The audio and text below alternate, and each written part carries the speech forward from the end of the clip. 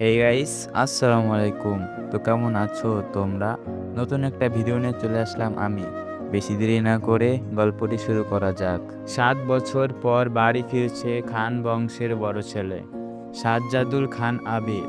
বাড়ি ফিরছে বললে ভুল হবে, বিদেশ থেকে দেশে ফিরছে আবির। এই 7 বছরে খান বাড়িতে ঘটে গেছে অনেক ঘটনা, যার সাথে সশরীরে যুক্ত নেই আবির। তবে আত্মিকভাবে প্রতিটা ঘটনায় জড়িয়ে আছে সে। আবিরের বাবা, চাচা 3 জন।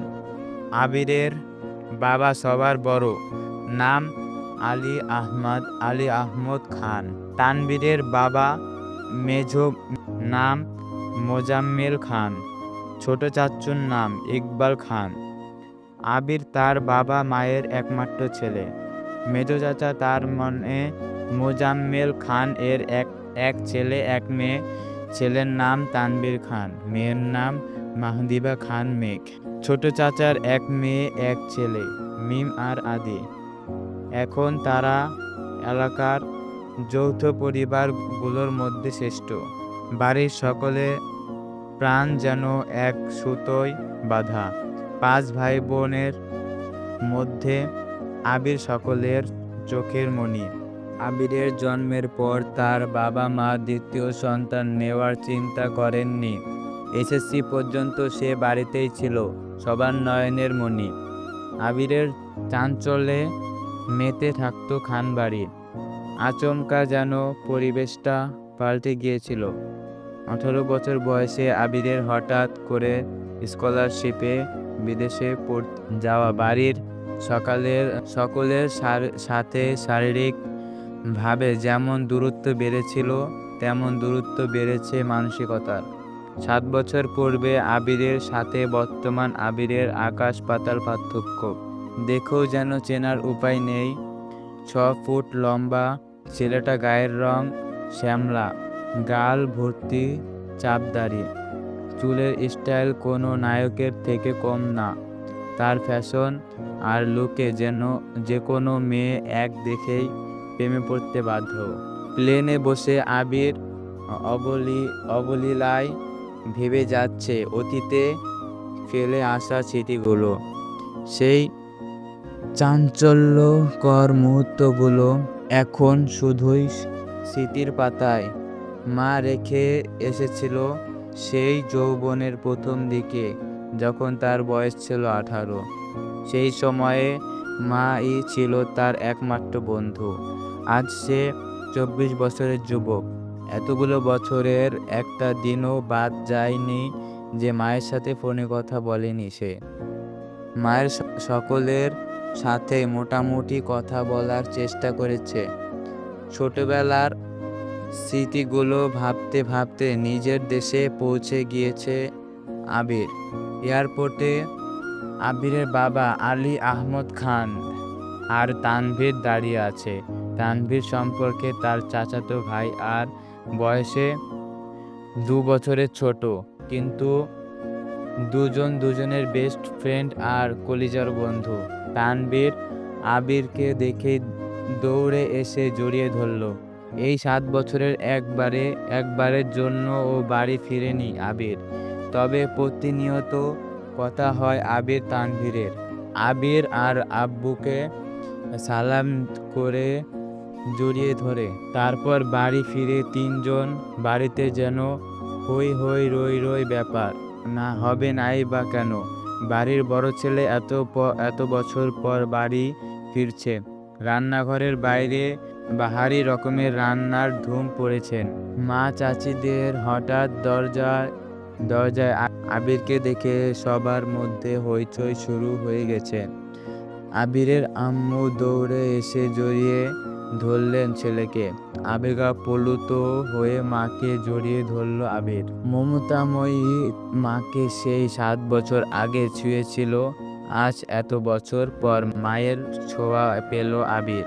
মা চাচিদের সালাম করলো, সোফায় বসিয়ে ছেলেকে একের পর এক শরবত নাস্তা দিতে ব্যস্ত সবাই। এরই মধ্যে উদয় হলো মিম আর আদির। মিমের বয়স 14 বছর আর ছোট ভাই আদির বয়স মাত্র 10 বছর। আদি এই বাড়ির সবচেয়ে ছোট। আবির যখন দেশ ছেড়ে ছিল তখন আদির 3 বছর হয়ে মাত্র। ভিডিও কলে দেখতে দেখতে ভাইকে সে একটু একটু চিনো দৌড়ে এসে জড়িয়ে ধরেছে ভাইকে। আবিরও জড়িয়ে ধরছে আদিকে। মিম ও আবিরের পাশে বসেছে, খোশ গল্প করছে সবাই মিলে। আদি জিজ্ঞেস করছে, ভাইয়া আমার জন্য কি এনেছো? আবির যেই না উঠতে যাবে মা চাচিরা উঠতে দিচ্ছে না। আগে শরবত খাবি তারপর উঠবি। আবির তানবীরের দিকে তাকিয়ে বলল, এই লাগেজটা নিয়ে আয় তো।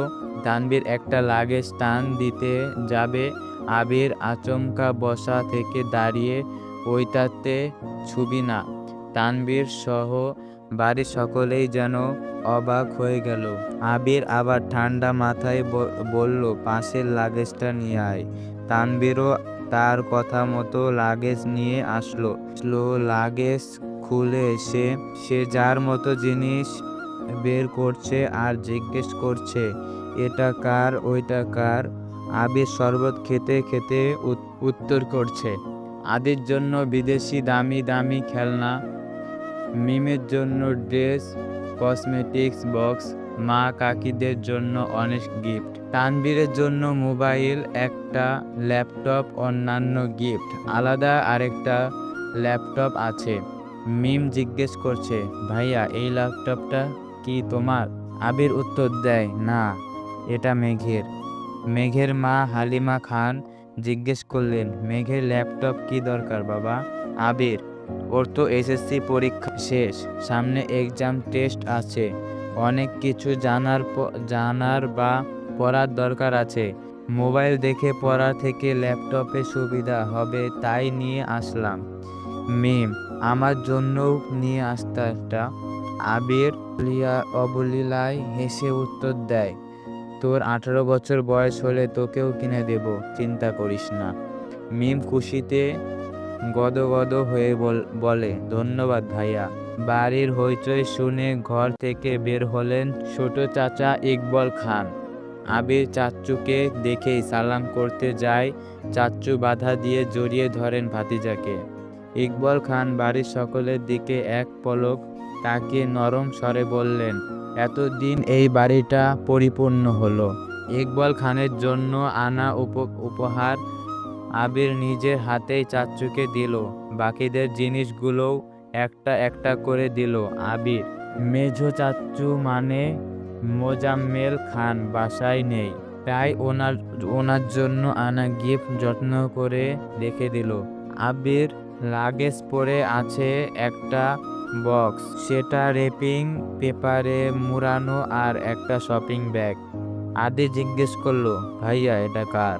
আবির ল্যাপটপের পাশে বক্স আর শপিং ব্যাগটা রেখে উত্তর করলো, এগুলো মেঘকে দিয়ে দিও, আমি রুমে যাচ্ছি।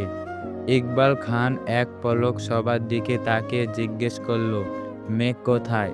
হালিমা খান উত্তর দিলেন, ও তো কোচিং এ গেছে, এতক্ষণে তো চলে আসার কথা। আবির বাকি দুটা লাগেজ নিয়ে উঠতে চাচ্ছিল, হঠাৎ পিছন ফিরে মায়ের দিকে তাকিয়ে প্রশ্ন করল, আমি কোন রুম থাকবো? ছেলের এমন প্রশ্নের জন্য মা মালিহা খান হতভম্ব হয়ে পড়লেন। তৎক্ষণাৎ স্বাভাবিক হয়ে উত্তর করলেন, তোর রুম তোরই আছে, আজ সকালেই পরিষ্কার করা হয়েছে। বীর কোনো কথা না বলে দুই লাগেজ নিয়ে উঠতে গেলে তানভীর এগিয়ে আসে, আমার দাও, আমি নিয়ে যাচ্ছি। আবির একটা লাগেজ তানভীরের দিকে এগিয়ে দেয়, নিজে আরেকটা লাগেজ যত্নে নিয়ে সিঁড়ি দিয়ে উঠতে থাকে। তৎক্ষণাৎ দরজায় এসে উপস্থিত হয় এই বাড়ির বড় মেয়ে মাহদিবা খান মেঘ। মিম মেঘকে দেখে দৌড়ে এসে বলে, আপু আপু, আবির ভাইয়া এসেছে। মেঘ সিঁড়ি তাকায়, লম্বা স্বাস্থ্যবান সুপুরুষ দেহী একজন হাতে লাগেজ নিয়ে সিঁড়ি দিয়ে উঠছে, শুধু পিছনটা দেখা যাচ্ছে। মেঘ ভিতরে ঢুকে সবার হাতে গিফট দেখে এদিক সেদিক তাকায়। তৎক্ষণে আবির নিজের রুমে চলে গিয়েছে। মেঘের মা হালিমা খান মেয়ের দিকে এগিয়ে এসে বলল, তোর জন্য গিফট এনেছে। মেঘ তাকিয়ে বলে, কি গিফট? হালিমা খান চোখে ইশারা দিলেন। সোফায় রাখা ল্যাপটপের দিকে চোখ পড়ে মেঘের ছুটে যায় ল্যাপটপের কাছে, জিজ্ঞেস করে, এটা কি আমার? মিম বলে, হ্যাঁ আপু, এটা তোমার। বক্সটা আর শপিং ব্যাগটাও তোমার। ল্যাপটপটা ঘুরিয়ে ফিরিয়ে দেখছে মেঘ, যেন আকাশ কুসুম কিছু পেয়ে গেছে। তারপর শপিং ব্যাগটা একটু খুলে দেখলো, 2টা ড্রেস। মনে হচ্ছে সে ল্যাপটপ আর বক্স গুলো নিয়ে রুমের দিকে চলে যাচ্ছে। এত বছর পর নিজের রুমটা আশ্চর্যনীয় নয়নে দেখছে আবির। সেই পরিচিত ঘ্রাণ, সেখানে সে নিজের জীবনের 12টা বছর কাটিয়েছিল। সেই রুমটা ছিল তার একান্ত ব্যক্তিগত। আজও তাই আছে। একটা জিনিসও এদিক সেদিক হতে দেয়নি আবিরের মা মালিহা খান।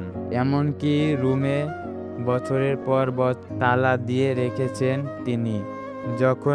যখনই ছেলের কথা মনে হতো, ছেলের রুমে এসে নীরবে কেঁদে যেতেন, যেন কেউ বুঝতে না পারে। আবির রুমে ঢুকে লাগেজ খুলে নিজের পরনের টি শার্ট হাতে শাওয়ার নিয়ে চলে যায়।